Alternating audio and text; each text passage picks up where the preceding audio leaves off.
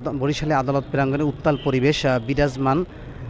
আমরা জানতে পেরেছি যে আওয়ামী লীগের সাবেক সংসদ সদস্য অ্যাডভোকেট তালুকদার মোহাম্মদ ইউনুস আত্মসমর্পণ করায় তাকে জামিন দেয় অতিরিক্ত চিফ জেলা metropolitan magistrate S M Shariatullah.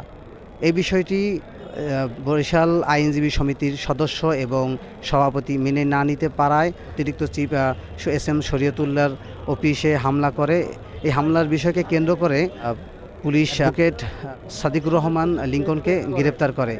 এই গ্রেপ্তারের বিষয়টি বরিশালের আইনজীবী সমিতির সদস্যরা মেনে না নিতে পারায় তারা বিভিন্ন ধরনের আন্দোলন এবং মানববন্ধন করে যাচ্ছে।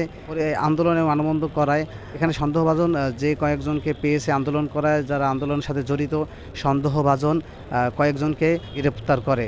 আমরা দেখতে পেরেছি যে আরও 3 জনকে গ্রেপ্তার করেছেন। বর্তমান সময়ে আদালত প্রাঙ্গণ খুবই উত্তাল পরিবেশ বিরাজমান অবস্থায় আছে।